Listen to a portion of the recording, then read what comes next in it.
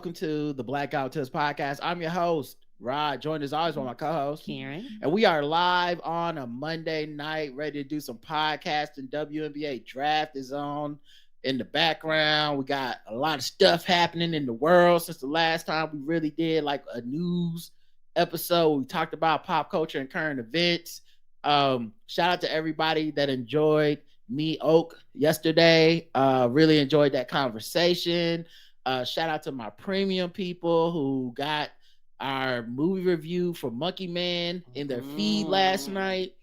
We appreciate y'all and I hope y'all are enjoying it. And we are gonna get into some of this like current stuff, but of course the official weapon of the show is phone chair and an unofficial sport, bullet ball. A bullet ball extreme. Find us everywhere you get podcasts. Search the Blackout Tips. Leave us 5-star reviews on Apple Podcasts. You've had a couple weeks to do it. We took last week off really. So y'all that was plenty of time. Yeah. So we your favorites. You love us. Come on now. You can leave us a 5-star review. And if you like, I don't be fucking with Apple, you can make an account just for Apple. You don't even have to have the devices and leave us a 5-star review. So there is no excuse. Exactly. Listen to your mama now. Okay. Of course, we have lots of stuff to talk about, but I guess I have to ask you, do you have any banter to get into? Yes. All right, let me play a beat.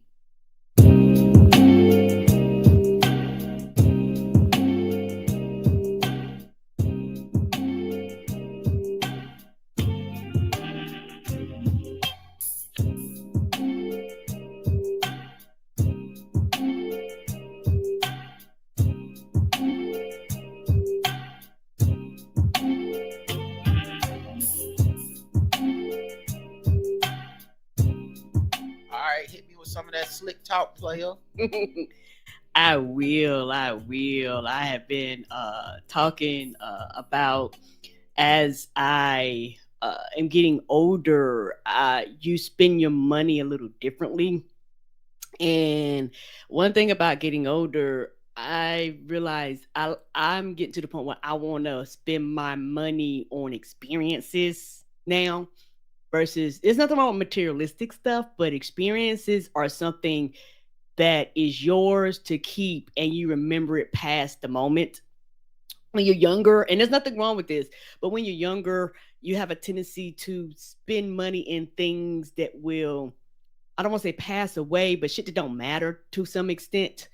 And you waste a lot of money in your youth because as time passes on, your style and clothes change, your style and shoes change, your hairstyle change. Just speaking, just over my lifetime, things just change. And now I'm to the point where I'm about experiences. That's why I had really wanted to go to the Beyonce show because I was like, oh, this is an experience that I have and a memory that I have that I will have forever with you and your mom. That, no matter what happens, it's going to be there. And I don't know, maybe because I'm getting older, things like that matter to me more. So I started thinking about like creature comforts and things like that. So, I did things like going to the chiropractor. Like I was like, I want to go to the chiropractor because this is something I want to do. Massages, I try to do those quarterly now. Because at one period of time, particularly during the pandemic, I had stopped those things, but I realized I felt better. I was able to do more, exercise more, and things like that. Like I don't do it as often as I should or could sometimes, because sometimes I'm just hurting. But like walking with you, I enjoy that because that's an experience that me and you have. Being out in the open, just enjoying the environment. It's nothing fancy, Sometimes doing things when cameras are there and cameras are quote unquote not there. Sometimes, like I said, when we're walking, you might take pictures of us, but the overall experience is just me and you. And those things are very valuable to me. So I had talked about, for those of you that are on pregame, I talked about on pregame, I talked about getting a facial because I've never had one before. And those are one of those luxury things that, I don't have to do. It's something that I want to do. And it's an experience. So we were sitting here and I'm going to go back with your mom, but I had said, I want to get a facial in the place I went to. most places are open up on Sundays, but I looked, I was like, oh, they open up on Sundays, and oh, they have openings. So I looked, and excuse me, they had an opening, so I went there, and it was quite a fun experience, because facials is something like you see online, the TikTok girls doing stuff like that, and you be like, okay, I guess. But I'm glad that I did it and I experienced. I will go back, because basically the what I did, they used like they steamed my face, and used like a pumpkin, like a light pumpkin script that smelled delicious on my face. I was just laying there smelling pumpkin all up my nose. Wow, she was doing things to my face, and she did this thing where she was scraping off, I didn't realize it, but I knew like there's certain parts of my skins that are dry. I know my skin is dry. I'm drinking water, but I actually need to consume more water than what I'm drinking. And when you go in, they basically take this big ass light, look at your face, and kind of tell you, if your skin is dry and all that type of stuff. And so, which it was, and I knew. And so she took this instrument, and she was scraping like blackheads off my face and things like that. And it was a really relaxing experience.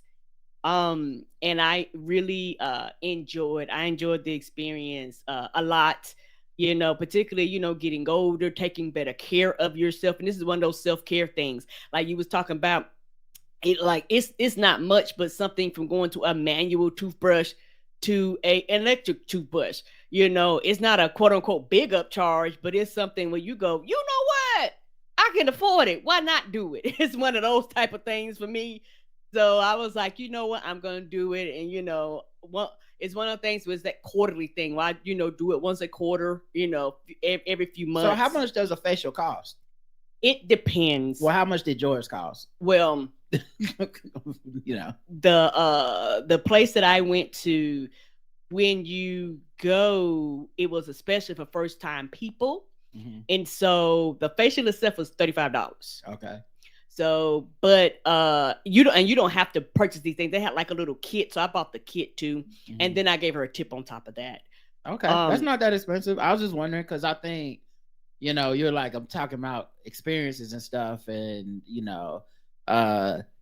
started with Beyonce, which is a hell of experience, but that one's kind of pricey. Like everybody can't have that experience, but a facial, people could get that. Pedicure, that's very attainable for people. Yes. Because I think when you talk about younger people value material things, blah blah blah. I think kinda, but it's also you have less money. So that's true too. You have less money. Maybe I would have valued a vacation to such and such, but I ain't have it at 25. So agreed. I had to value my PlayStation, which was taking me on a vacation in my mind every day. Agreed. That I logged in. You know what I'm saying? This isn't an argument. This is just me talking about what you were talking about.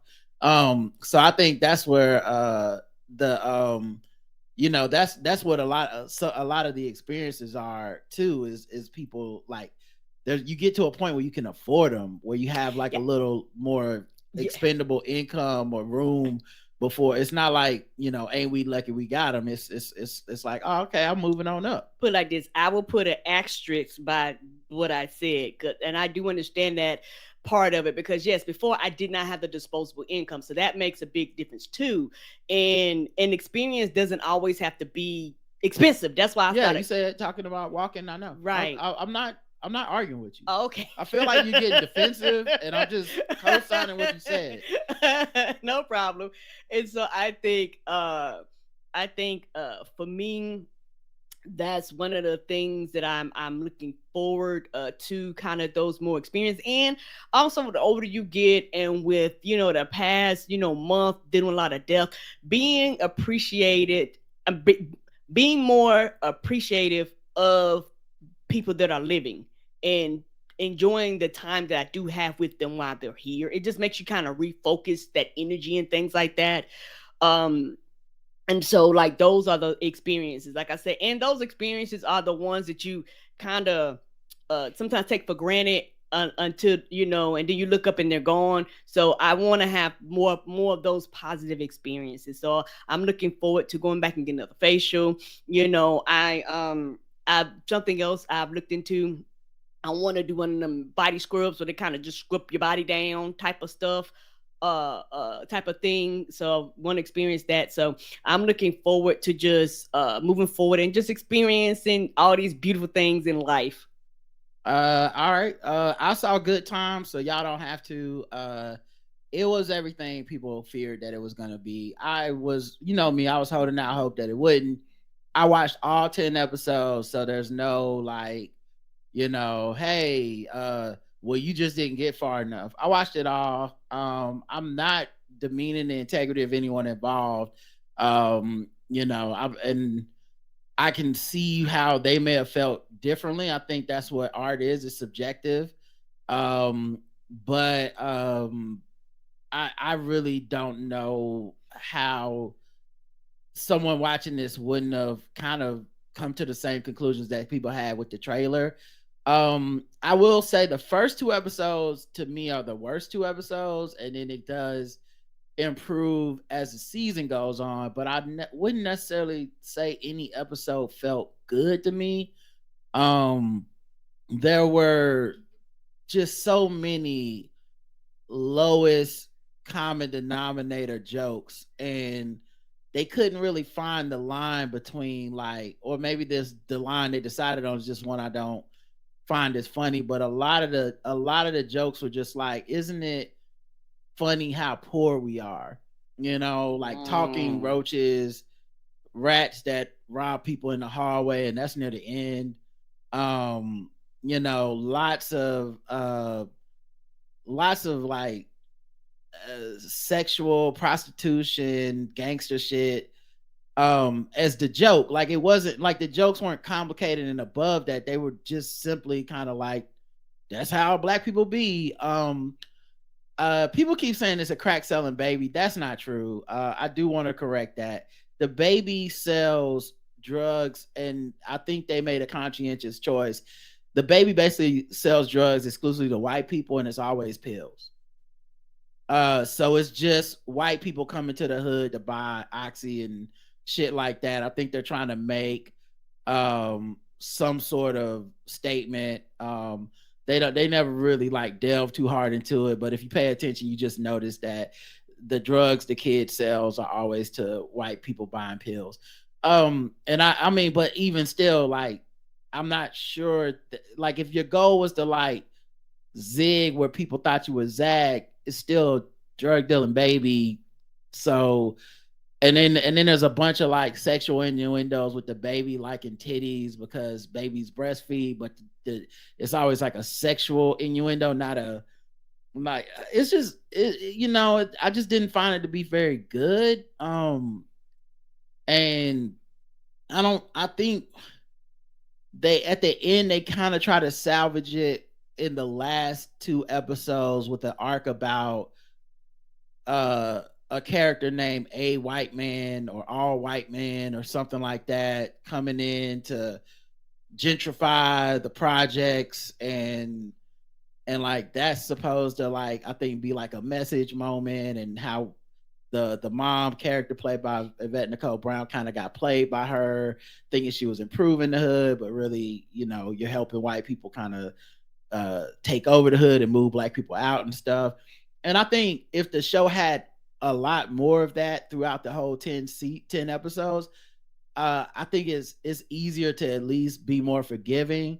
And I can see how as an artist, she may feel like that's a big payoff. And I think she also was personally attacked by a lot of people and had her integrity questioned. And so she was like, I think she's still going back and forth with people on her Instagram and stuff like that. I don't participate in that kind of shit. I'm not going to harass her. I think she's a really dope person. And, just because she was in a show that I didn't find to be that good, that's not, I'm not going to turn it into like a personal attack, but I think she's been defending herself. And once people start attacking you, it all gets out of whack. Yeah. Because I think there's a conversation to be had about like, hey, I'm black, I'm pro-black, I love your work, I didn't really feel this, I did give it a fair shot. I'm not denigrating you. I'm not calling you out your name. And maybe in that world, in that conversation that happens, maybe in person or offline somewhere, right, it's probably easier for her to like accept that than the people that are just, being asses. Because you got like Tariq Nasheed taking once certain type of people get at her. Yeah. And also just from me in the background, just watching a lot of things you do, it's one of those things where when people make things, particularly doing audios, voiceovers, what you submit and what's actually chopped and cut and screwed, a lot of times you don't know. You a lot of times, depending on what it is, you're just getting your part of the script or your piece. You're not getting the whole thing. Yeah, and I think she was kind of defending the whole thing, so it just makes it hard to, she would have said, hey, I was just reading my lines. People might have been more lenient, but she was kind of going back like, y'all haven't even seen it, y'all tripping. And I was one of those people that was like, hey, people haven't even seen it, they might be tripping. I'm gonna always go into it with an open mind. And like I said, I watched all 10 because I just kept seeing this like stuff that people were like attacking her for, but where she was like, hey, watch the whole thing though. And I'm like, fuck it. I thought it was pretty bad 3-4 episodes in, but and some of the stuff does work. It does kind of get funny, but man, it just feels like whoever's idea this was, I'll tell you what it feels like. It feels like a black person who did not grow up in poverty at all,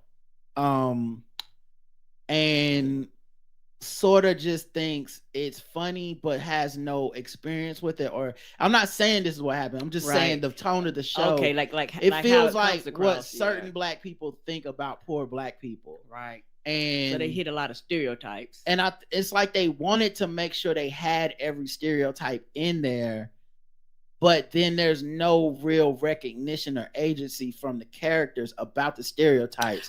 Right. So it's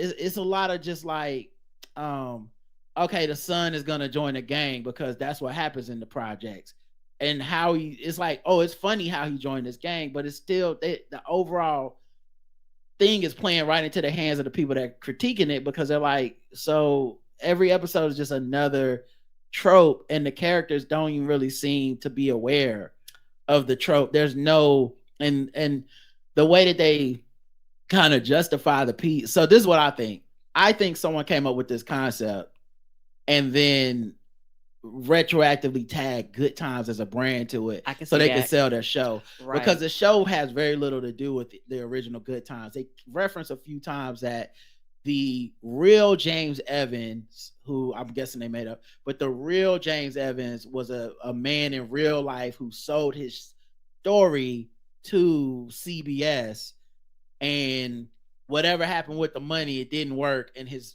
3 generations later, his family's still in the projects. And so that's how they kind of tie it, but they tie it in. It's like a 2-minute scene in an episode where like they're telling the story, and it's almost like this isn't in the script. Like it's not in the show. Like you don't see it. There's no references to like grandmama, great grandmama. There's no, even references to old shit that happened in Good Times. Because if it was, you'd have seen, like I said, you'd seen it throughout the show. You'd have seen it more in the writing. Yeah. And I think what people don't understand is the difference between laughing with and laughing at is trust. Yes. And trust. That's what people don't get about comedy. If you have to, trust is earned.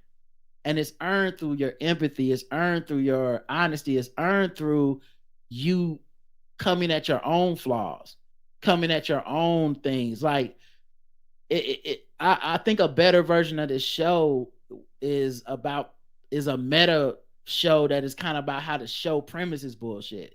Now I know that sounds extremely complicated and convoluted, but I think it's possible to make a show where we're getting put through all this for your entertainment, and the characters and the audience is kind of in on it, and then and then at least you can like justify some of the back and forth. But man, I'm sad that it's not good. I was not looking forward to it not being good. I haven't been doing all these rants on social media. I don't want the attention from it. I think a lot of this has been about the attention because I think people, rightfully were pissed off at the trailer, but it to me it shouldn't have been like some crazy like, oh my god, like it was trending for a couple of days. And I don't think it should be attacking people, but yeah, I didn't think it was good, and I wanted to, and it makes me sad that it wasn't good.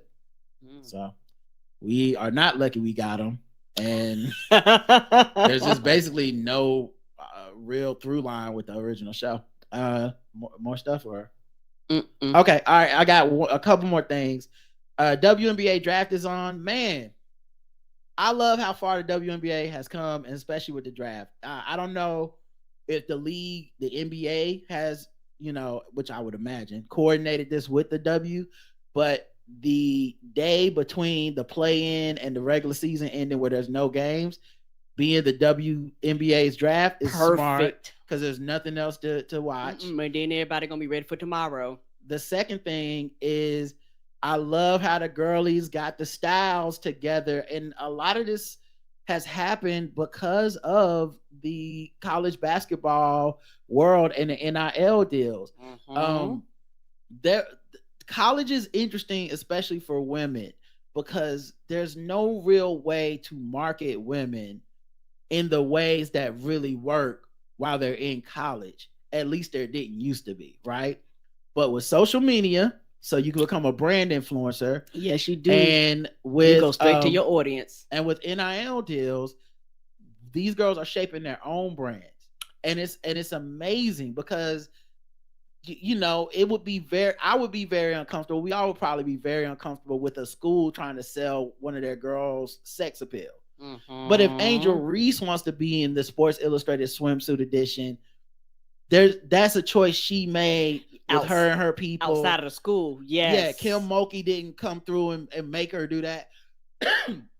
So there's something there that has really helped the league, and of course the girls lean into it.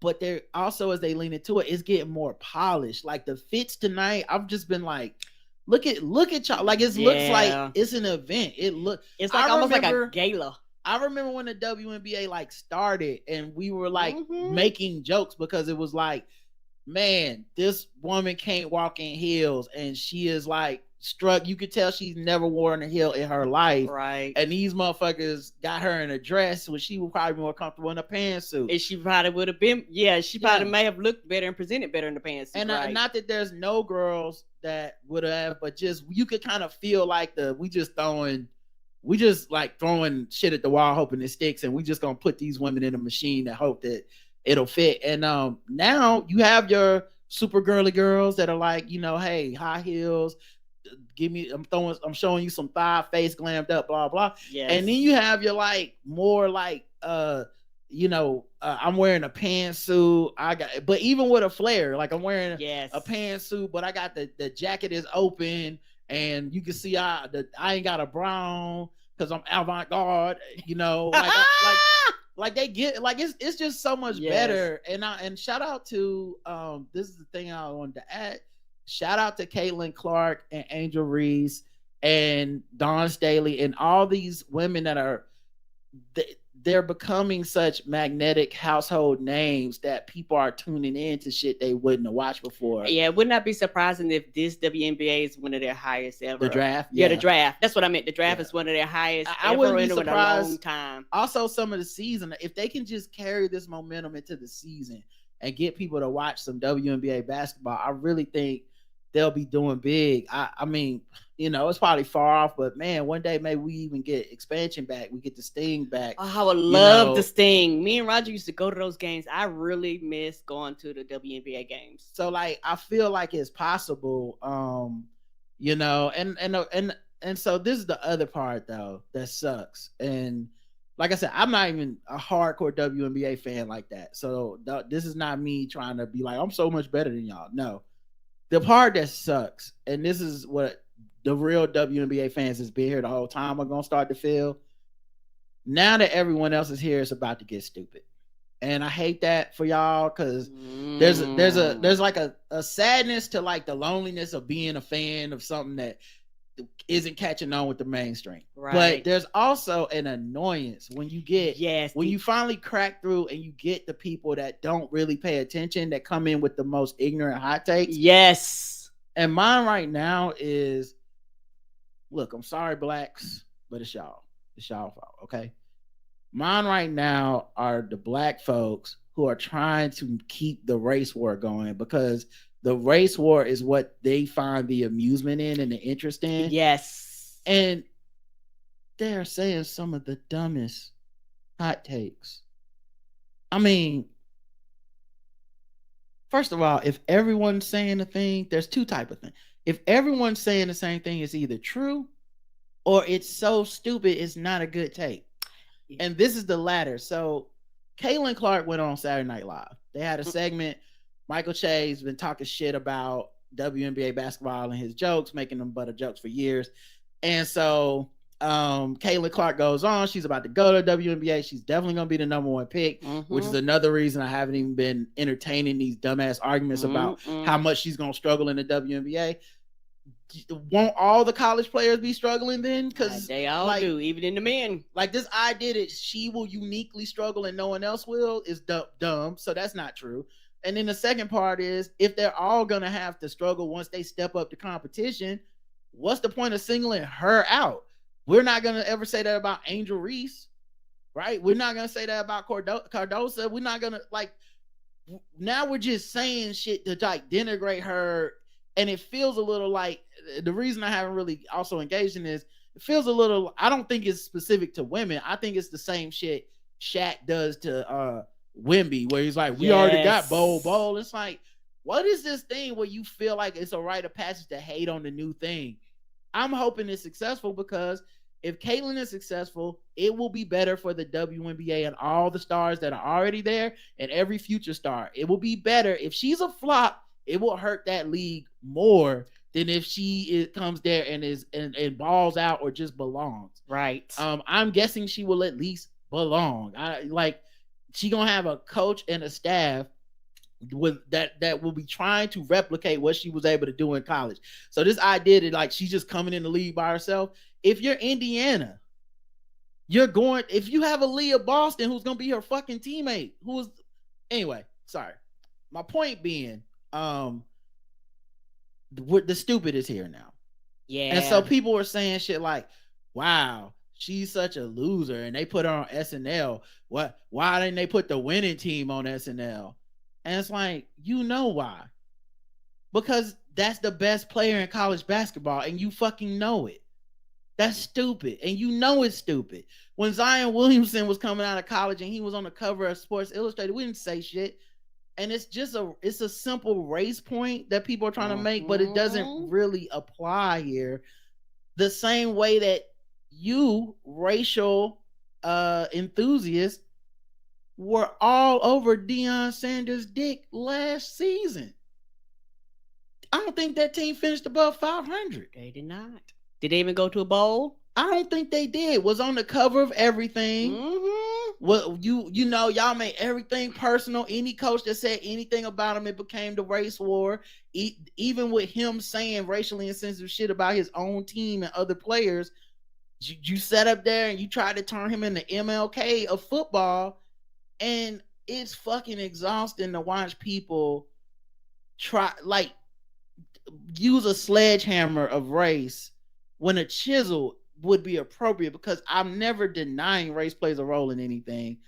But if you just gonna sledgehammer and dumb shit, it ruins shit. And so now, and it makes the people that are already there angry, because they're like, the fuck y'all coming in here with these stupid ass hot takes, and they just want to argue with you. So now I feel kind of bad for a lot of the WNBA fans, because they about to deal with this bullshit. But on the upside, racism is the number one sport of America. It's the number one pastime.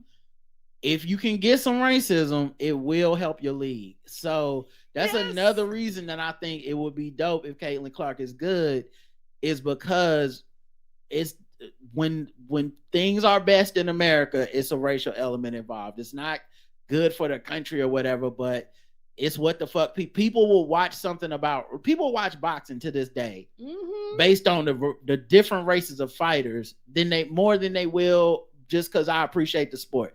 You get a Conor McGregor or something in there. Oh, all of a sudden people are like, I'm tuning in to watch him fight a black guy. Yes. So you can tap in, and maybe that's what the WNBA is about to do, and that'll be good for them. I hope so. And then the last thing is I went to the doctor last week, just like for checkup stuff, and it was, it was good. I went to the doctor and the dentist. I hadn't been in a dentist in like 3 years, and dentist was great. I think the dental hygienist was a little pissed off that I hadn't been in 3 years, and she was trying to fuck my mouth up, because I think they do that on purpose. Like, well, since you ain't been, I'm really gonna get up in your gums. I'm scraping real hard. But at the same time, she was so impressed with how clean my mouth was. She was like, she was going hard, going, wait a minute, it ain't as dirty as I thought it was. Well, she just kept commenting like, oh, like, what are you doing to your mouth? Your teeth are clean. There's no plaque on your teeth. If I go 6 months between dental cleanings, like, it builds up way more plaque than's been on your teeth, and you haven't been since 2021. And I'm just like, I really do take care of my teeth. Like, I brush them, the shit we're supposed to do. I floss. She did say I should floss. She showed me a different way to floss, and I thanked her for that, because I hadn't seen that way before. But like, you actually take the floss, and where it hits your tooth line, you go under the gum a little bit and go to each side between the two. I didn't know. That's not how they showed me the floss when I was a kid. They're basically like, go in between your teeth and pull it back out. And so you got to really get down to the gum. But I've been doing that since she showed it to me, because look, I'm trying to get it in. But anyway, yeah, I know. For me, I like to get I spend a little bit more. I like to get the floss that don't shred, the glossy floss, and then I like it thick, because with it being thicker, you can actually, it glides in, and it's easier to do the side. Well, I have some. I agree with you. I use floss picks, and I asked her about that, because one time a dentist told me not to use floss picks and to use floss, and like, the kind you tie around your fingers and go through. And then she was like, it doesn't really matter if you use floss picks, it's fine. Just do this and this, like, just floss this way I'm showing you. So anyway, that was cool. And then the doctor was cool. Like, a lot of my metrics that we've been measuring are just like trending in the right direction. Some of them like to like a huge degree. So she was very happy about that. I cried a little bit. She just kept talking like she didn't say it, and I appreciate that for my doctor. I said, I appreciate it, but because I was just like, I've been working hard as fuck, and I care. And some seeing the results. Yeah, and some of the stuff, like, especially when you go to the doctor, it's like, that's when it's almost like your test is due. That's when you find out, like, is this shit working? How much is it working? It was funny though, because like, she was like, your weight kind of stayed about the same. And I know that's not true, because I weigh myself at home, but I'm naked at home. Right. And so you have like your and clothes, I don't remember what shoes, I wore the last time. Last time I think it was summer. I had on like shorts and a t-shirt. This time it was fucking like, I don't know why it was so cold that morning. Cold, yes. It was 50 degrees. I came in like a hoodie and some sweats and all this shit, my shoes on. And she's like, yeah, so we're not really seeing any weight change. I'm like, okay, that's bullshit. But but that's not what I'm here for. You look at the other stuff. What's going on with blood pressure and my blood and all that type of stuff. The shit that matters. But it was. But so she was very excited about that. I'm glad. And I noticed that there was a sign on the wall and I don't know if it's been here this whole time. I just haven't been paying attention. It said, I took a picture of it, put it on my social media. It said, violence toward team members, patients, or visitors is not allowed. And I was just like, ooh, who's coming in here showing their ass? Yeah, like, because you don't put that sign up on a whim. Like, someone did something, enough somebody's did enough of Enough something somebody's. for y'all to be like, we just gonna need a sign. Because the motherfuckers is whooping people ass up in here. I'm guessing it's the pandemic, maybe. Possibly, yeah. Because I just feel like it was so polarizing and people politicizing and people wanted to fight about it. Right. And I'm guessing that's what it was, but I don't know, man. It was kind of crazy that I saw that sign. All right, I guess they share information with you.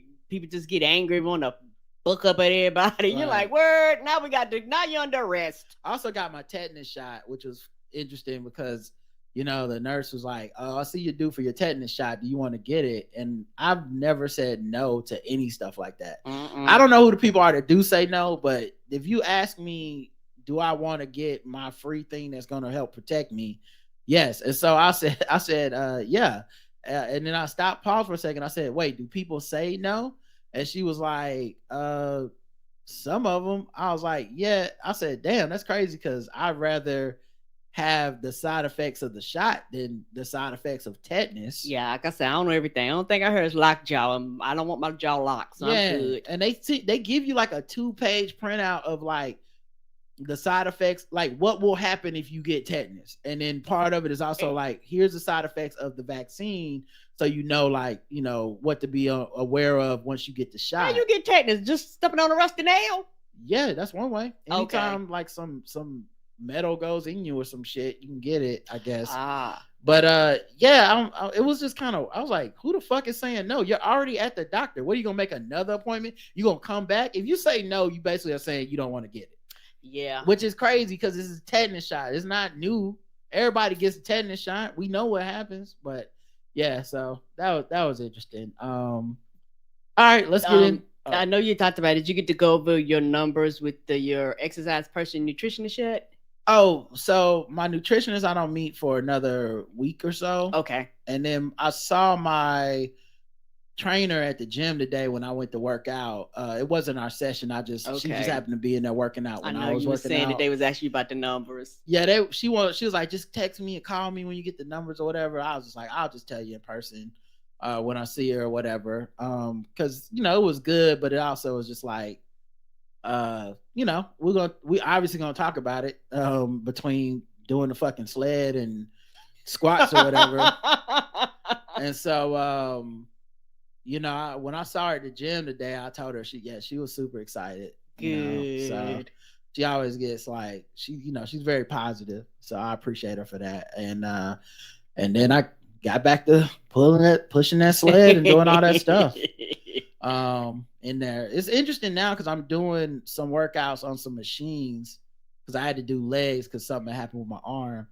And you have to switch machine. I had to switch. So it's like you do cycles. You don't just, before I was just going like, I need to do leg presses. You go to the leg press machine. I'm going to do, you do X amount of weight, 12 times, stop, pause for a minute, 2 minutes. Then you do another rep, pause it. This time it's like, I'm lifting on this machine and then I'm going to work the same muscle group on another machine and another. And when you got people in there, it becomes a little complicated because some people is in there lollygagging. Some people need to do they like set, like I need to do 4 of these on this machine. And so you have to start really coordinating the timing and figuring out how you're going to get like both sets of your leg exercises in with their stuff. So that was interesting. Also, like some of the machines that I'm doing, whenever it's a new machine, sometimes it's like, am I doing it right? Am I doing it wrong? And she'll show me how to do it, but you know, the next day I'm in there by myself trying to remember how we did it, or hoping, you know, or she'll be like, even if I can't figure it out, she'll be like, you'll keep doing it, you'll figure it out. And she's right. But I hate when I figure something out at the end. And I figured out the ab machine today on the last set. It was like I've done this thing 3 days now, like, and each day I'm like, I can't be doing this right. Some of your brain says something off. Like, why would they make a machine like this that don't really work? They don't ab machine that don't work abs. This don't make sense. And then that last fucking set, I figured out like, oh wait, it's like this, and then I could feel the actual ab part working because the way it is you lift it like you coming from over your head. Mm-hmm. And so you can actually use your back muscles if you want to kind of lower this thing down to the area that you need to do to get it down to get a rep. Like the machine counts for you. You can just be like, boom, 1, boom, 2. But that's not, you're not trying to work these muscles. You're trying to work these muscles. So I had to figure out like how to get it to a right angle. And what it was is, and they don't really show you this they should put an arrow on the diagram. You kind of have to lean forward. And so as you lean forward, you're able to crunch like that.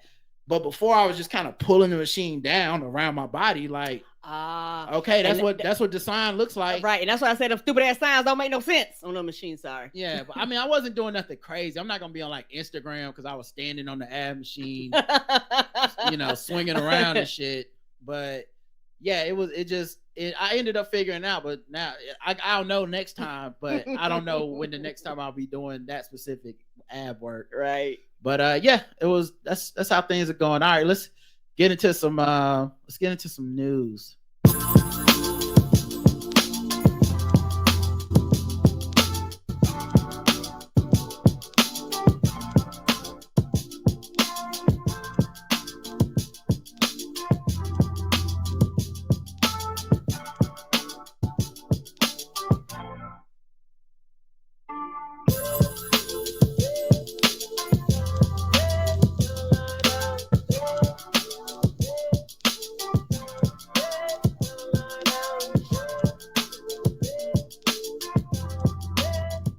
All right, news time.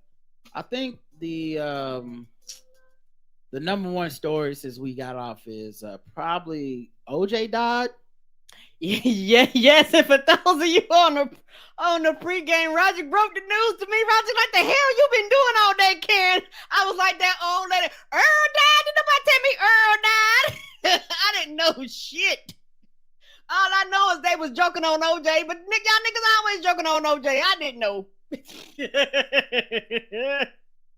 So OJ died, and it felt like a time warp back to when the murders happened, because so many takes and jokes were just what we saw back in the day. A lot of, white people mad, type of stuff. A lot of people being happy that he was dead. Caitlyn Jenner said good riddance. It's just a lot of just over the top crazy takes that I saw out there. And it's just interesting because I think OJ, I think I talked about this on yesterday's show, but OJ was the start of something for me, which was, at least when I noticed, that we were done taking shit serious as a society. Mm-hmm.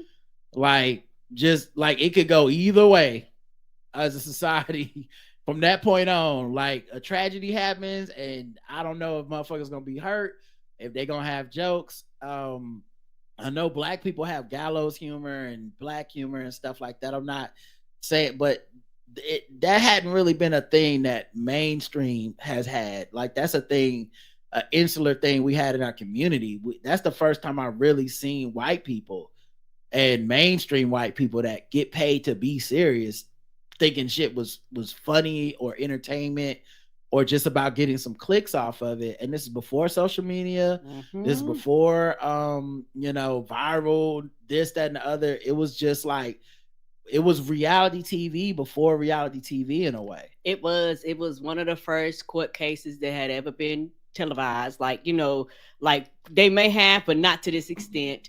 Even the Bronco chase was such a big thing. It was like the NBA finals. And they basically made that big and made the NBA finals small. Yeah. Type of thing. So when you go unserious, like, that's quote unquote how unserious, it was. Yeah, and by unserious, I don't just mean comedy or funny. I just mean not serious. So right. It doesn't necessarily have to be. It's to me, it's unserious to have one of these talking head personalities, like, I forget her name now. Fuck, it's gonna bother me. But she ended up becoming like a big time legal personality where she always would be like, you killed that woman or whatever. But having that even was a thing where it's like, oh, this is entertainment. Yes. Like, this isn't Tom Brokaw coming in and breaking the news. Nancy Grace, thank you. It's not Tom Brokaw coming in and breaking the news and telling you, right, and informing like, you, hey, this is what is happening. This is a serious moment. It's now content. It's, you know, it's us pouring over details. It's comedians making stand up. It's late night TV shows doing sketches and skits on it. It was a different time. But yeah, so OJ Simpson's family has declined to donate his brain for CTE research, and I think we definitely needed that brain. That was one of the ones we needed.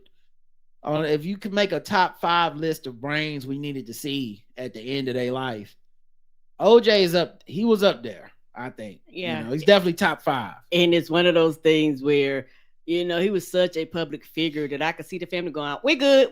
He died, he's dead. Let it go to rest. We're not gonna give you this. So when that breaks, he's trending again or whatever. Somebody may have made like that decision, or they might have been like, we just don't feel like doing it. Yeah, I don't know. You know, it's your family, and you know, maybe you just wanted to be over with or whatever. But yeah, we needed that one, man. Antonio Brown, we're gonna need that off for you, player, when it's over, because we got some suspicions. There's some things happening. So yeah, I just feel like, you know, we need them brains. Jordan Poole, I got a feeling about that punch that Draymond hit you with. You ain't been right since. No, he has it might not. be that. It might be just say it, tell the truth. But yeah, so OJ died, and he had cancer. And what was interesting is that a week or two before that, there was a news article where it's TMZ or something, but it's like someone had asked him about him having cancer, and he's just like, nah, I'm good, I'm fine, I'm better, like everything's cool. And then like 2 weeks later, he was dead. And I'm like, if he could lie about that, what else was he lying about? You never know. We'll never know. But like, what? Because he said it. I saw the video. It was like very convincing. I said, oh, okay, I guess they got it wrong. He's fine. He doesn't have any health things that he's dealing with. And I mean, he got me. I said, damn, okay. But now I got to go back and look at everything he said and be like, maybe he was lying about some other things. I don't know. But that's just me. All right. Rap World War III broke out. Which oh shit, I forgot to mention. Also, his book sales soared. The If I Did It book, people started buying it after he died. Wow. Which I'm wondering what the lesson is there. So y'all was holding out. Y'all did want to read the book and y'all was holding out. Do you think it's a collector's item now? Is it to help the Goldman family get the money because he died owing them more than $100 million? Was on his ass. He was like, I don't care what you get, run me my money first. Well, he died owing them more than $100 million. So they didn't get it. So I wonder if people are doing the book sales for that. I just don't know. You know? His anger was justified. I'm not even mad at that white man. Well, I always said Fred Goldman is maybe the one white man that if I was around and he said the N-word, I would probably ignore it at least one time. As long as it was specifically about OJ. Actually, that's not even true. He probably could say it just in general, just because we did act an ass about his son getting killed. Like, we really went in on this man and his son and his dead son in the name of OJ, by the way. It's not like we were doing this, like it was just we wanted OJ to get away with killing them white people. And I'm sure more than once at least in his mind, he started. But anyway, so Rap World War III broke out, right? As the Middle East looked like it might be popping off in the World War III. Right. Like they really they determined, ain't they? They not doing subliminals over there right now. This shit is really escalating. And you know it's bad when America is looking at Israel like, you on your own. Right. Like y'all need to chill. Like, Yeah. like take the win. They was like, no. They was like, I don't know. Well, then if you do this, we ain't joining. Every time we go to the club, someone step on Yo Jordan. And now we all got to fight? No. But of course, Kendrick had to like that song, the verse on Metro and Future Boomin'. I mean, Future Metro Boomin'. We still don't trust you album. He liked that. Is a song off of there. Kendrick had the verse that just shut down hip hop. Amazing verse. Slit some shots at Drake and J. Cole. And so we all were waiting on the chain reaction because this is a very public thing, and it's kind of a tradition in hip hop that you go at each other sometimes, and sometimes it's real and people really are like ready to kill each other, but a lot of times it can just be like we battling or we're rapping and we're talking shit about each other because it's just part of the game. And I think after that, J. Cole released a song because everyone's like, when is Drake gonna respond? And Drake hadn't responded. It had been several days, and it was like, well, J. Cole will say something because he's a rapper's rapper. He says he wants to smoke in all his other songs. Like all his other songs, like I'm the best. Y'all niggas don't want it, blah, blah, blah. So he did drop a song called 7 Minute Drill, which is about 3 minutes. Apparently 7 Minute Drill is named after it takes him 7 minutes to like work on a song. And so then whatever the song is at in 7 minutes is what he puts out. So basically he wanted us to know he wrote this song to Kendrick in 7 minutes. Okay. And he puts the song out. I think it's okay. It felt like a diss that he wrote because everyone expected him to write a diss. And that's not even shade to him. It just I think he's a genuinely respectful dude that does like, at least with other male rappers and shit.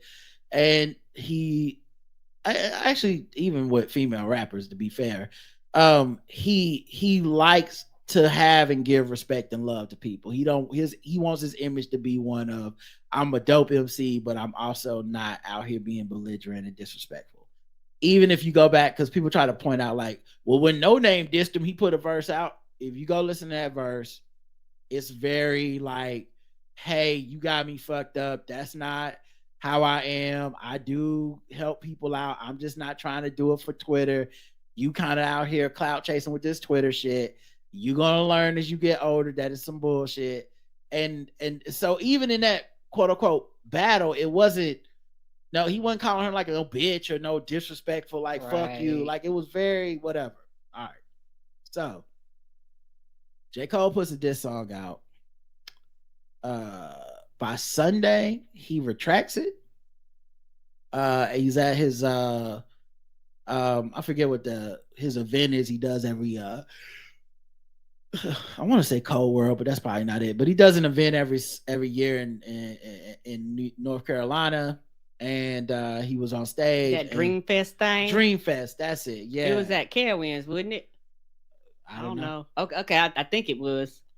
Yeah, and so he basically said he hadn't been sleeping. He didn't feel good about it. He only put it out because everybody was texting him and calling him like, you got to say something. And he just didn't feel like he should have did it. And he said he hadn't slept right in 2 nights. So he just fucking retracted it. He said it's taken off all streaming platforms. It's off now. You can't go listen to it. I think it took like a week to get it off, but it's off. Now we've already heard it. It's probably everywhere on social media. Captured it, and so they're gonna have it out there. And he said whatever Kendrick says back to him, he not even gonna talk no shit. Like he said, I talk my shit, and whatever he says, it's totally fair game. I'm not mad at him or nothing. And I'm not gonna lie. Maybe it's the toxic masculinity in me. Maybe it's the hip hop purist in me. Maybe it's because I'm from North Carolina. But I was very disappointed in J. Cole. I said, Jermaine, what the fuck is this? We know you got the pen. the song you put out felt like it took you 7 minutes and that you didn't really want to hurt his feelings, and that's fine. I'm not judging you off of that. You was barely in it, really. We know this really about Drake. We know you caught some strays, but if we being honest, we know Kendrick is probably the one that don't like Drake way more than he don't like your ass. And it like retracting it made it seem like some serious like shit was gonna happen. And of course, J. Cole has some of the most annoying fans on social. So then they tried to spin it into like he was Martin Luther King trying to stop the violence. And I'm like, oh, come on, man. He didn't feel good about it and he didn't want to. And in a way, I respect it. I'm a very much a person like that, in that I don't like moving out of anger, and I don't need everybody to co-sign or understand or agree with when I feel like I was out of pocket and I apologize. Like, I'm not doing it for your approval. I could give a fuck. It's about me at this point. I always say all apologies are selfish. And so I guess he really felt that bad and couldn't sleep and took it that serious, and it was bothering him, and he retracted it. And I thought that was stupid. I thought that was dumb. I thought that was pointless. I thought we didn't need all that. Fast forward. I'm gonna skip over Simba because he just put out a diss song that just happened to mention, like, he's trying to come up, right? So he's just talking shit about J. Cole backing off of the battle, but whatever. Drake put out a song. Drake came out firing, like it was. And this is the other part about rap beef, that in the age of social media, that kind of sucks. There's stands, but there's also haters. Yes. And so when it comes to rap beef, I'm not trying to be in a camp. I'm trying to judge it like I judge a fight. Yes. You know, most people don't. Yeah. A lot of people can't relate to that. I get it. And I can't really relate to them when they, you know, I see it on my timeline all the time where like people pick certain NBA players to like to stand for and to be against, you know. And I've always found that to be really weird and kind of whack, to be honest. I know that that's how a lot of people consume their sports and their culture and their entertainment. I've always thought it, like, it's not, it don't always seem like they're having fun. Right. When it's fun, I could kind of get with you because, like, oh, then we here for the jokes. Everybody's we all having a good time. But when you gotta like force shit to be like, oh, this, I don't care what the stats say, this nigga is sorry, and it's like, well, okay, right? Like, you're not being realistic. Yeah, that's what happened with the Caitlin Clark shit. Where she gonna go to the WNBA, be sorry, and like, well, you sound foolish, and I don't want to engage in a conversation with a fool, so I'm gonna just see my way out. And good luck with your agenda that she gonna be sorry. And we just can't see it somehow, but we'll find out one day. Like, cool. Hope that works out for you. But I would like to discuss what I'm watching, you know? Right. And so I'm like that with music too. I'm not necessarily the biggest Drake fan, not anti-Drake. I love Kendrick, maybe my favorite rapper right now. Big fan of Kendrick.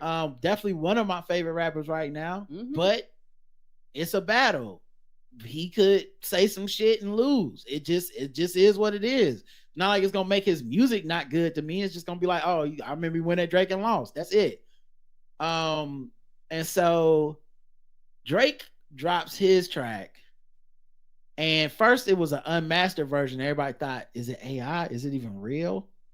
Then the master version came out, and it was obvious that it was Drake, and Drake's claiming the track, which is a whole nother set of issues, this AI shit, because we have let shit get so fucked up now that and because people leak the disses and all this shit, they don't drop them directly, they don't always put them on like a commercial outlet. We don't know what's official and what's not. All right, but Drake's diss was pretty fucking good. It was pretty good, and it's all because he's funny. It's all because he's a funny dude. His comic perspective is hilarious. Yes, being funny is just a cheat code in any disrespect that you have to somebody. Is, you know, I got myself in a lot of fights and stuff when I was a kid because I could at least talk my shit. but that means you might have to back it up, and people's feelings get hurt more by that than a punch sometimes, because you can say something that sticks with people longer than you getting your ass whooped. Like, it's like, yeah, I mean, 7 people got their ass whooped last week. That's not that remarkable, but only one person got called, brick face, and we gonna call this nigga brick face for the rest of his life. Yep.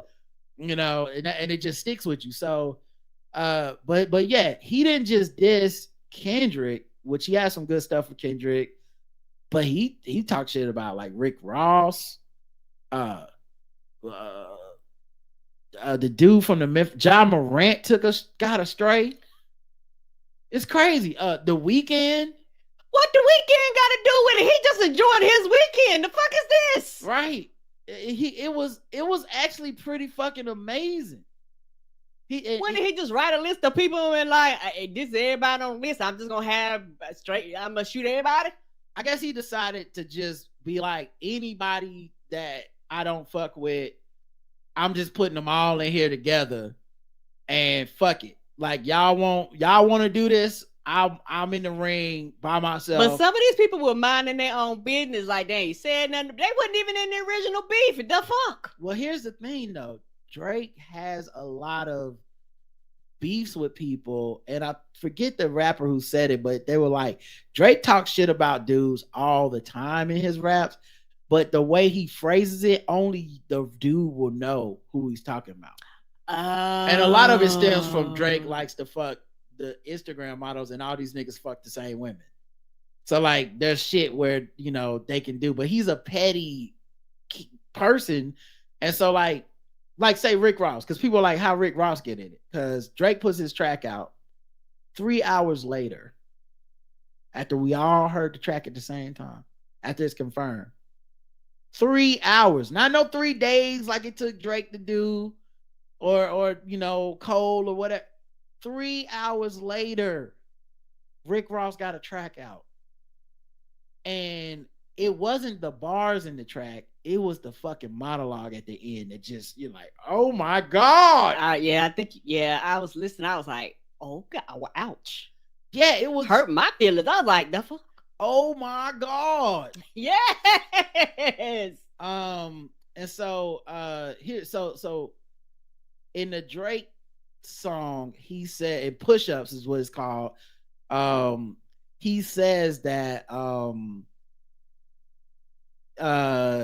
he says something about a 50-year-old rapper who is he's a 50-year-old rapper that oh wait, shit, maybe I can find it. I find the lyrics, but it was something to affect like so anyway, Rick Ross unfollowed this nigga on Instagram. This is so crazy, y'all. This is hip hop. This is rap. The thing that started this beef between them two. Rick Ross unfollowed Drake on Instagram.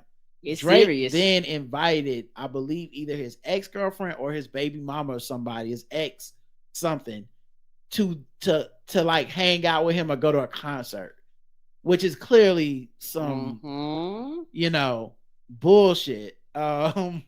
Just some direct, just a shot at you. And so, the bars in the song, they cool, they like, I'm not, it's not, I like Ross, and I think his style is crazy. It's the fucking talking that's crazy. Fish tanks and marble floors, living big and bad. Oh, his rap voice is still great. He one of them ones. But let me get to the talking. Y'all, when you hear this fucking talking, that's why you had operation to make it. So that's after Rick is done rapping. He plays a clip of Drake at a concert giving Rick Ross love. My favorite person. You ain't never want to be a nigga anyway, nigga. That's why you had operation to make your nose smaller than your father knows. You never want to be a nigga anyway. That's why you had an operation to make your nose smaller than your father knows. It's the wording. Because his mom is white and Jewish, so people gonna try to turn into some anti-Semitism type shit. But he worded it so perfectly to be like, no, you didn't want to have a big black nose. You got an operation on your nose so you won't look black. Oh. I unfollowed you, nigga, cause you sent the motherfucking cease and desist to French Montana, nigga. You sent the police, nigga, hating on my dog project. That wasn't the same white boy that I seen, nigga, when we were making them early records, nigga. When you Now he's calling Drake white boy. He's been calling him white boy throughout the song, but the vitriol of this it was like, oh, word, okay. Yeah. He's like, that wasn't the same white boy. And it's also the fact that he says it's about French Montana, so that makes him automatically the homie. Like Rick is the homie for standing up for. It's not what you did to me, but I unfollowed you because you was fucking up French Montana money. Like, that's my homeboy, and now you think it's like, now you think that's a reason to take a shot at me because I unfollowed you on Instagram. Let's go, it's up. Records, nigga. When you were happy to be around, nigga, seeing niggas so fucking stunning your life, nigga. Give Weezy some more money, nigga. Give Rap a Lot some more money, nigga. Now that's a direct shot too, because Drake in his diss was going at Kendrick by saying, "Oh, you signed the Interscope record and Top Dog, and you owe all these people money and all this stuff." Now, in real facts and diss don't have to go together. Right. Kendrick's out of that deal. His last album was the last one in that deal. So now it's just him. But the point being, Drake is signed to like 3 different, like, it's Rap a Lot, Young Money, Lil Wayne getting some, Baby getting some, Jay Prince getting some. But it's a diss. It's not about being fair and equal. I mean, Rick just called that man the police. Rick is the police. Yes, he is. So it's not about being like, it's not about like we got to be fair to each other. No, I'm saying what it takes to hurt your feelings and make people on my side. White boy, yeah, biggest. It's Rose, nigga. We can do it how you want to do it, where you want to do it, anytime you want to do it. I'm ready. I'm ready, white boy. Huh? I know you got your Dockers on with no underwear, white boy. I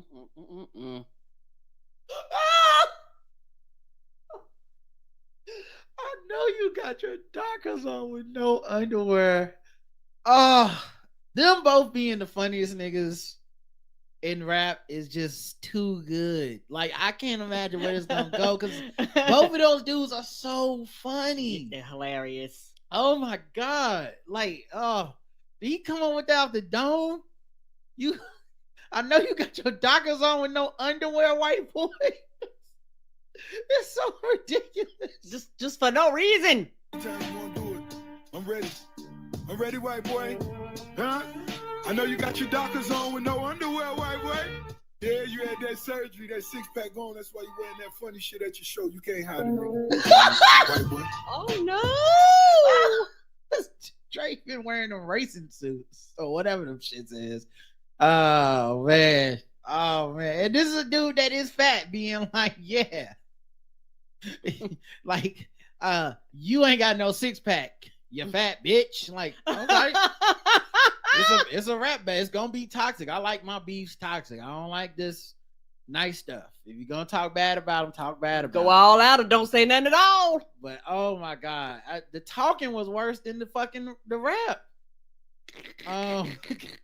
But yeah, so it's heating up. There was a Kendrick, what people assume was a Kendrick like diss back to Drake, but then everyone's saying that was AI, not real. I didn't even hear that one, but that's whack. You know, like, that's the whack part of this, is now we're gonna have people thinking they're flexing their artificial intelligence, and maybe this is a good chance for these rappers to show you can never duplicate them with some fucking program, right? You know, because you know it's not gonna pass the sniff test. It's that promise of AI I always talk about that doesn't really come out. Now Drake, I think he was trying to be funny. He took a screenshot of what him texting his mom supposedly, and she says, "Obs, the internet is saying you got a nose job. You look the same to me in the kitchen today. I can't believe you would get one without me." Laughing emoji, because you know I always wanted one. Don't tell me that you got tattoos without me and now this too. emoji. A bunch of laughing emojis. Said, I would have got us a 2-for-1 deal if I went my. It's coming from Rick Ross, the guy I did songs with. He's gonna loopy off the Manjaro. He's hasn't eaten in days, and it's turned him angry and racist. He's performing at proms for money. It's bad. Don't worry, we'll handle it. Now, I'm guessing is him being funny and making up this whole thing. I doubt it's a real text from his mom and shit. Right. Although people wanted to be real. I saw Bomani pointed out that it's like, oh, Drake's probably just faked the text for the joke, and people like, no, that so you saying he wouldn't have talked to his mama? It's like, okay, but then Rick Ross made a video on Instagram, be like, I saw you ran to your mama, white boy. I was like, God damn, no, he's standing on his ass, ain't he? He's like, I'm gonna stay on your ass. I'm not letting up, sir. It's so good. That's hilarious. I am in heaven. This is so good, man. It's so good. Yeah, and for hip hop, I love it. And people like you enjoy it. Everybody else fighting, the girls is fighting, but somebody like you're like, I'm having a good time. Why y'all arguing with each other? I don't think I'm alone. I think a lot of us are having a good time. I think it sucks for the people that just want a specific outcome so they can't enjoy it. I see the Drake shit wasn't even good. Nigga, shut up. Yes, it was. It's like saying the Kendrick verse wasn't good. I've seen people say that too. Just shut up. Just enjoy it. It's not about you. It's just mess. He called this man BBL Drake. Oh no! The girls are fighting. Yes, I see. There was, I forgot who it was. I wish I could remember. It was some woman on Twitter was like, the way this rap beat going, they was like, I don't ever want to hear no straight man arguing about love and hip hop. They was like, cause y'all is in this bullshit deep. They was like, don't say shit to me. Right? They are talking about unfollows on Instagram, having sex with the same women. He called out the Weeknd because he does stuff for dudes that we supposed to do for women. I guess buying them stuff. Now Drake bought 21 Savage a fucking luxury car last year. It don't matter if it's true. Mm-hmm. It's all reality TV. It's all wrestling, and I love it. I'm not one of the people that denigrate women and people that watch reality shows, so I don't feel no kind of way about. I've always said sports is my reality show. People like, oh, you don't watch such and such. I'm like, no, because I'm busy watching if LeBron James seems to have an attitude with Anthony Davis when they came out the game and making up my own fan fiction off that bullshit. Because that's the shit that matters. Yeah, like I don't care about that. I want to know if Drea gonna get pregnant by that dude Jalen Green again or whatever. Who knows? That's what I'm keeping up with. So I just love that they fight. Her wig is coming off. Her wig is coming off. Her wig's coming off. They are ripping wigs off. This is top quality mess, and this big names. This ain't no. And men are invested. Y'all are invested. This is big names. Future is mad because Drake and him fucked the same girl. Like, it's so beautiful. I love it. I love it. All right, let's how long have we been going? Okay. We'll do a couple more articles and we'll wrap it up. We'll be back obviously throughout the week. Mm-hmm. Ciara shares journey to lose 70 pounds post baby as she gears up for upcoming tour. You child. Them tickets is sky high, but Missy's going on tour and she going on tour. I think it's Missy, Ciara, Buster, and somebody else. They going on tour and they're not gonna be near Charlotte. But I know that show is going to be fucking flames. Listen, I'm happy for everybody who's doing whatever they want with their body as long as they happy. But I hope we all appreciate thick Ciara while we have her, because I forget what event they showed up together at, and I said, "Oh my Lord, I didn't know it." That's why he be looking at her like that. He always look at her like. That's why he try to keep her pregnant. Yes, he be looking at like, girl, if these cameras went here, it'd be me and you right now. He always look at her like that. It's hilarious to me. Good luck to her and all that stuff on her journey. I'm not, it's not for me to say, but listen, okay, she fine all the ways, but I it's like when Rihanna got thick, we was like, you appreciate it. Mm-hmm. You know what I'm saying? like I appreciate it, you know. But yeah, it's just she's gonna try to lose that weight. So we'll see. I mean, I'm sure she'll be able to do it because she's a professional athlete. Yeah, top class athlete. And she's, you know, done all this to do the tour and all that stuff. She had to be. And oh yeah, I was right. Drake flew Rick Ross's ex-girlfriend out to see him in concert after Ross unfollowed him on social media. So that's how this shit started. And yeah, man, that Drake.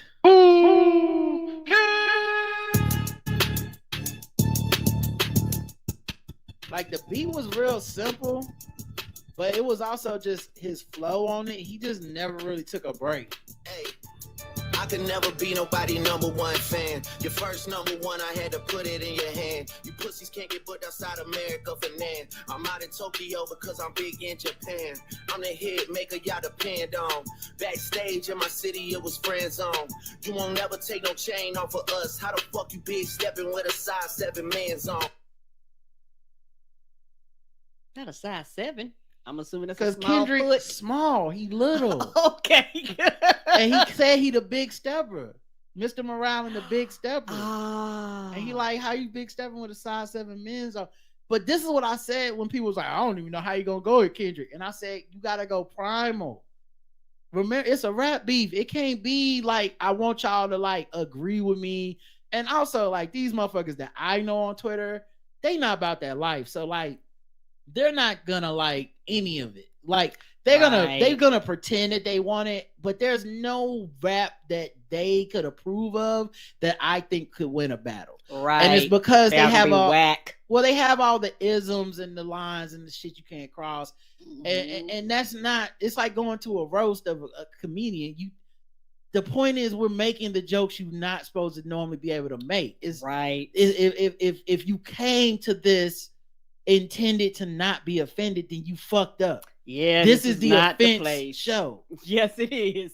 So, you know, talking about somebody being fat or their race, calling somebody white for being biracial or whatever, if you can't handle that, you gotta go, because that's the lightest work. Yes, compared to what I've heard, yes, in the past. That's the lightest work. Like I saw people being like, J. Cole deleted his diss, but he says misogynistic things in other songs. Yeah, the battle's gonna be worse than that. Right. Like it's gonna be worse than whatever the fuck it is you don't like about his other raps. If he really brought it in the battle, it's gonna be worse than those things that you don't like. Oh, this pic that Rick Ross has online. Who is this white man? Right. It looks like Drake. Right. This a white is Drake. hilarious. Look like Steve Martin on the left. But yeah, it's This the part with the bite, nigga, what's up?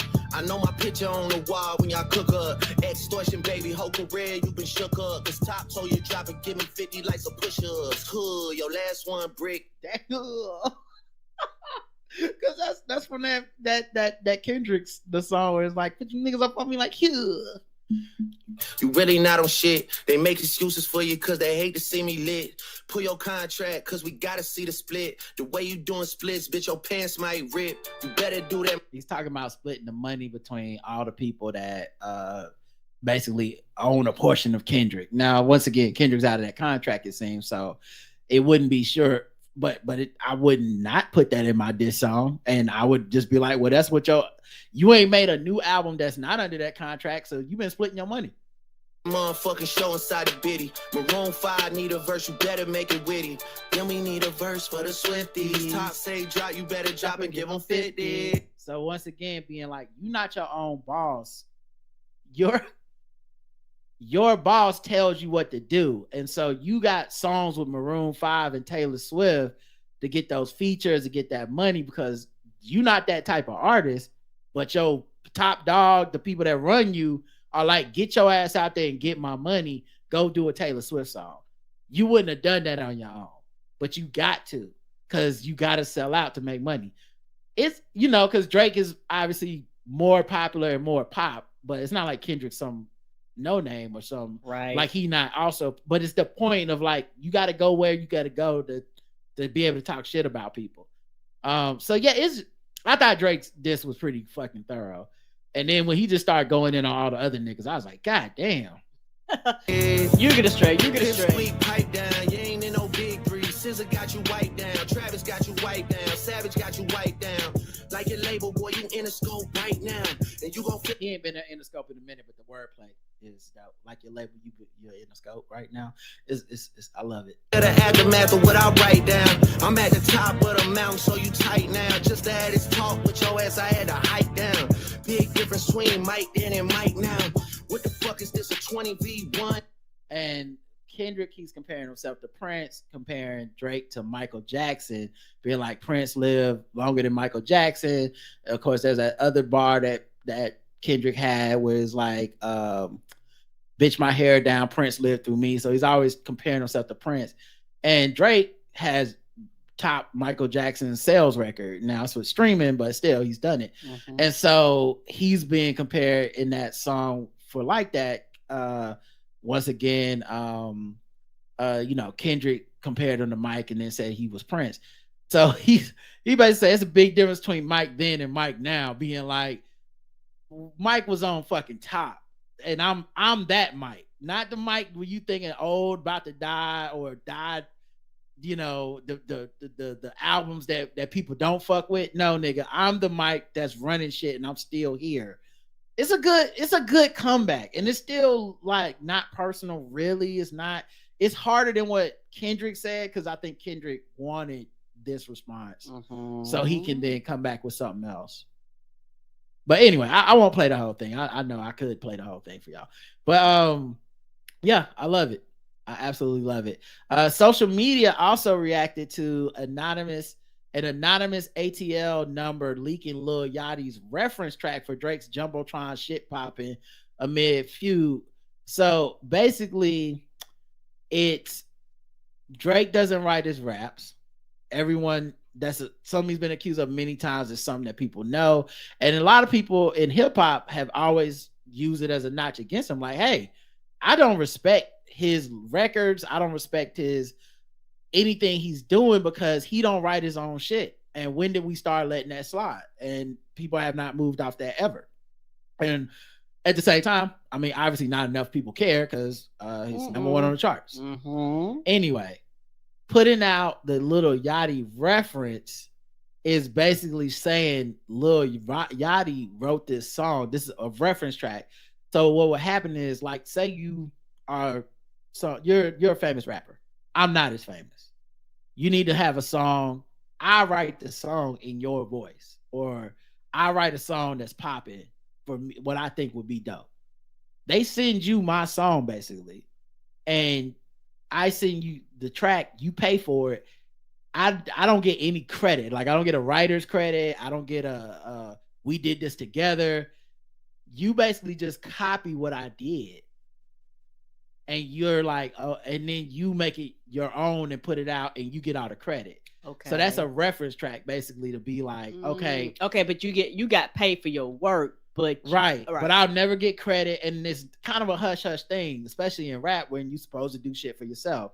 Okay, unlike other genres, like you have a writer, you have a singer. Sometimes the writer is the singer. You know, It just varies, right? Right. So that's how bad they're dissing.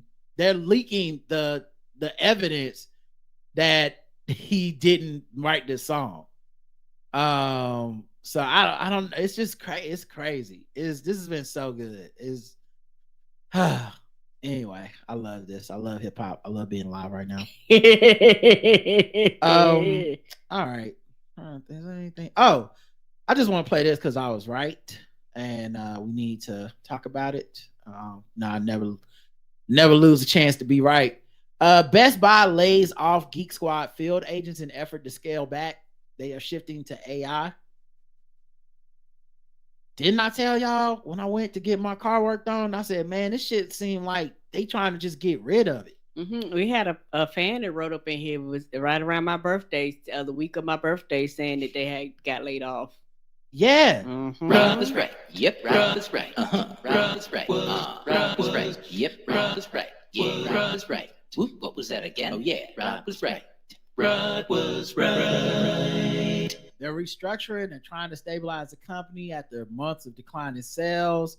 Because y'all don't have shit in there nobody wants. So now they're gonna get they're adding AI virtual assistants that would enhance company customer service support infrastructure. Right. So I go, person. Right. Can I talk to a person? Right. Person. And you're gonna send me through a loop and then eventually just hang up on me? Okay. The assistants will be tasked with helping customers with things like membership accounts or order deliveries and troubleshooting products with a virtual Geek Squad assistant. The AI assistants will also be available in stores and assist customers with finding information. This ain't gonna work. No, it's not. You might as well just get rid of Geek Squad. What's the whole? I'm gonna tell you why it's not gonna work. We have so much information at our fingertips now that if I actually have to get in my car and physically drive to your store with a question, it's not a question for AI. Right. Because I could have got that at home. I already did the Googles. I already looked at the Reddit. I already went to Amazon and I already went to your website. And by the time I get in my fucking car and drive over there, I'm ready. I got a question that, did you try unplugging and replug? That's not going to get it. You're going to make me angry. So, yeah. They said the employees affected by the layoffs will receive severance packages, but ugh. Right. And the thing is, it was like they literally want to be, and we talked about this for a one-shop stop, and Amazon basically was like, bitch, you ain't got to do all that. They was like, I guess. And I think, like I said, the pandemic sped a lot of that shit up. You know, I know, people feel a certain way about physical DVDs and Blu-rays and shit, but they was like, what the fuck we got these in here for? And nobody's coming in here for this shit. People buy this online, so they got rid of a lot of shit. And most Best Buys you go to, if it's like a physical store, it's like an open warehouse with a trimmed down version of everything, and nobody's there to help you, and nobody's there to assist you. Like it is, you go, the fuck am I here for then? Why are you here? The FBI has opened a criminal investigation in the Baltimore bridge collapse. Turns out that the ship was supposedly experiencing electronic malfunctions before it even took off. It had electrical issues while still docked. So somebody about to get sued, my nigga. Sued. And they gonna be paying for everything. Sued. That captain might be going to jail. Yeah, but for the fact that he ain't be like, give me another ship. 4 people died. At least, right? Like 4 people died. Like, yeah, and this is bad. Yeah, and the states are gonna be like, we're prosecuting. We're not. The state is like, we're not gonna cover the cost of this. Your captain knew this was fucked up. Y'all gonna cover this goddamn bill. Why are we covering something that could have been prevented? It's not the state. It's the DOJ. This American now. Like, this is serious. So yeah, something could have been avoided. Anyway, this is definitely be problems. Mm-hmm. Disney Plus is reportedly adding live channels to a streaming service. So TV, right, nigga. We came all the way back around to TV. Mm-hmm. That's what happened. They say it's just gonna run like a marathon of pre-scheduled programming. That's called TV. Right, niggas, TV. And this is one of the things that frustrated me, because it's one of the things where y'all promised people something that y'all really didn't deliver on. Y'all promised people would have choice, and a lot of people cut the cord, which is fine. And for some people, it actually works. They cut the cord, they saving money, blah, blah, blah, blah, blah. But for a lot of people, they're like, nigga, I might as well got cable. Like, and for some people, they go, I'm not leaving cable, because as of right now, all y'all niggas just buying each other up and merging back together anyway. Streaming channels that play pre-programmed, pre-scheduled stuff that has commercials is just TV. Mm-hmm. We made it all the way back to TV. It was funny because people were like, I mentioned this on social media. I think DeRay McKesson retweeted it. So of course people started replying. And I didn't go back and forth with anybody, but a couple people like, I think it's kind of a good idea. And I'm like, it's TV though. Right. Regular ass fucking cable TV. Oh damn! Rick Ross has officially put that Champagne Moment song on Apple Music and Spotify, and it's got the cover of Drake as the white man.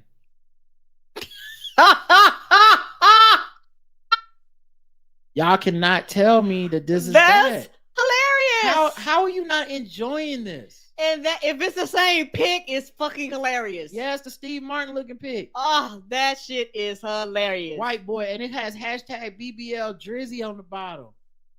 So that's the official cover. That's the official cover. God damn, it's crazy because they was like, I got the time. I'm gonna be on your ass. They worked together so many times. Yes, they have made a lot of hits, made a lot of money together. Clearly, this nigga did not like him for a minute. Something happened. Something changed. Like, he did not like this man for a minute. You know, I'm just glad they finally are doing something about this because this man is not from here. He came down here to our soil, on our soil, and got to run hip hop for 10, 12 years with none of you niggas having a problem with it. Now, I know he rode with some real shooters, so I get why. But y'all couldn't say nothing? Kendrick had to finally be the one to finally fucking just be like, all right, goddamn. You know, like, just, I don't like this guy. I don't like this guy. He's not better at rap than me, and I don't get why you guys like him so fucking much. It's just finally somebody did it, and I'm here for the mess. I'm not even a Drake hater, but I'm here for the mess. It didn't make sense he was able to do this for this long with no one pointing out the obvious. So I can't wait. That's hilarious. So good. The U.S. Justice Department is going to file an antitrust suit against Live Nation, according to the Wall Street Journal. Yeah, make them, get on their asses. And this is why fucking ridiculous ass fees and shit. This is why I always say, I love the Swifties. Just them white women take that shit to trial, bitch. They was like, oh no, they was like, oh no, you fucking around and I can't buy my ticket to see Taylor Swift. They're the only reason Beyonce tickets didn't flop. And I don't mean flop in sales, but I mean the rollout. People were able, they organized, they made sure people were able to get their tickets. Yes. Nobody was sitting around like, man, the site went down like that. If it wasn't for the Swifties going first, because they took that shit to Congress. Yeah, Swifties took a L. People fail to realize people had been touring forever, and when them shits came out, and Taylor Swift was like, "Y'all told me y'all can handle this shit," and within minutes, the whole fucking site went down. Yes, I'd have been mad too. So yeah, I really appreciate shout out to the Swifties for getting this done, escalating it, using their Karen powers for positive. Yes. And hopefully this will be the change we all want to see and believe in. Get in their asses, break that shit up. That don't make sense. So, yeah. Prices of tickets will be lower if they do that. Joe Biden already made them stop putting out those fake ass, those hidden fees. Now they got to disclose them, but right. I say go even further. Keep going. And the fees don't make no sense. A fee for the fee for the fee? Bitches, what is this? Right. Let's see. We'll do one more thing. Let's do a segment. We're going to war. Gender war. There's a war going on outside. Gender war. There's a war going on outside. Gender war. Keep in mind, gender wars is not us picking sides and saying who's right and who's wrong. We're going to play you something that was on social media that people are talking about. And we just want to know, like, what would you give it from 0 to 10 on the execution, if it can get people arguing, if it can go viral, that kind of thing. So that's what this gender wars is about. So we're going to Twitter for our first video. You ready? Mm-hmm. All right. Here's the first video. I asked Karen if she wanted to get some wings at the movies, and she said, yeah. And then So it looks like this man is at the movies.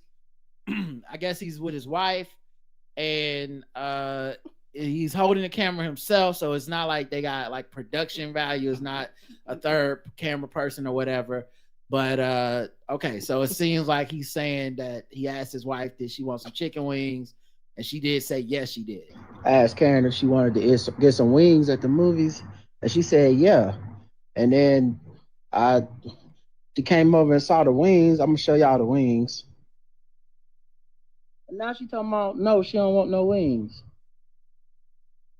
We getting too good for street wings now, guys. This real? Now the wings are on the ground in a parking lot next to a car. So I'm guessing he offered. He said, "Do you want these wings?" She didn't know they was on the ground. She said yes. Then she saw they was on the ground. She acted bougie, like, "Oh, I'm too good for these wings." When we first started dating, she would have ate those wings, but I guess now she's doing too. Ain't nobody trying to eat no I'm trying to talk to wings off of the Instagram, ground. Karen. She would have ate those wings back I in the would day. not have. Now, do y'all think it's real? Because she does seem like kind of offended. You know, like I can't tell if it's a fake video, like if she's fake mad or real mad, because it sounded like she really was hot about those wings. So I guess now you can't take people on dates to the movies to eat wings no more. Not off the ground, no. Well, Karen, remember, we're not taking sides here. We're just talking about how good the quality of the content was, and if we believe it and stuff. So I guess you do believe it's real? I do, because you seem pretty intense, like you really believe this has happened. I do. I believe it's real. Okay, all right. So Karen, what would you give it 0 out of 10? I don't know about online, but for me, it's a 10 out of 10 because I'm hot. Okay, well, it's not fucking with black people. It's not about how fuck with you are. It's just, do you believe that it's real, and did you think it was good content? That's what you. Yes, I believe it's real, and no, I don't think it's good content. So 0 out of 10, though. What's the number? I take this one personally. I feel personally attacked. Why? I'm just trying to get the number out of you. What's making this so hard? What is your score? I would actually give this a 5 out of 10. I think, if they would have went a little longer, because obviously the woman in it could have been, she was very upset. Yes. But she didn't really get to talk that long, and I'm sure she could have been more upset. Now, I do appreciate brevity. Like, get to the point, get us talking. And also, it wasn't enough like man versus woman. It was like, oh, she would have ate these back in the day. Now, if he would have said something like, men, fellas, you know what I'm talking about? Do y'all women be acting crazy like this on, like that takes it to the next level, and you can finally get like some gender wars in it. And of course, women would have saw the video and been upset and been like, wow, this man really took a woman on a date and wanted her to eat food with ants on it off the side of the street. So I think he didn't sell it good enough, which is why I got to give it like a 4 out of 10. But it is entertaining and brief, so I do appreciate that. Yeah, we're straight to the point. I mean, if I'm gonna take my bias out of it, if I take my bias out of it, I would, it's about a 3 or 4. Okay. Cause his energy, like I said, I'm big on the energy. His energy level was low. Nobody was called out their names. He ain't go hard. He wasn't out here like, this ungrateful bitch. I'm out here. I offer her some wings. She had the nerve to tell me no. He probably didn't want to die. So he probably didn't want to say nothing that would get him ran over in the parking lot or something. I'm glad. All right, well, there you go. That's gender wars for the day. We're going to war. Gender war. There's a war going on outside. Gender war. There's a war going on outside. Gender war. Somebody said, wasn't even 10 piece. It wasn't. Right, but she didn't say I want 10 wings. She just said she wanted some wings, so it doesn't matter how many pieces. All right, so ratchetness time.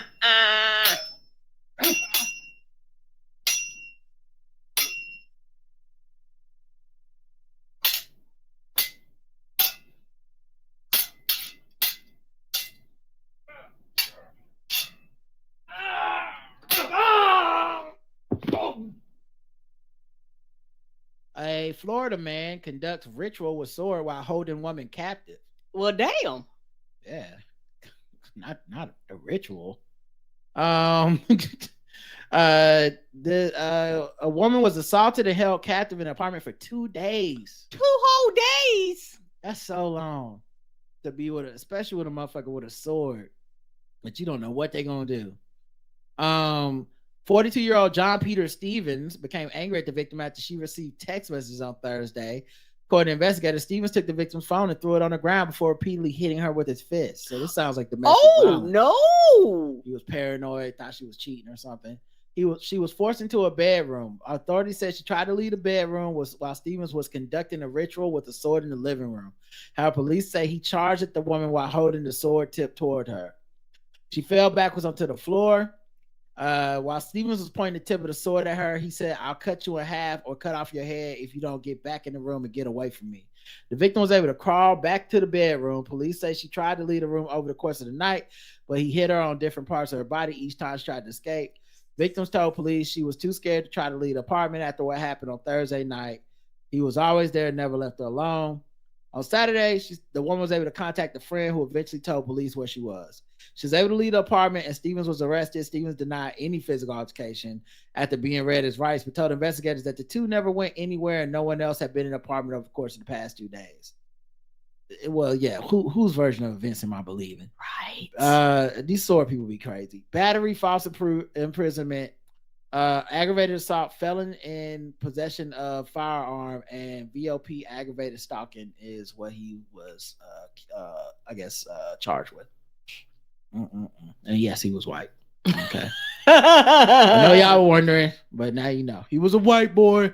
All right, y'all, that's it. Thanks for listening. We'll be back tomorrow and Wednesday and stuff. So until then, I love you. I love you too. Mwah.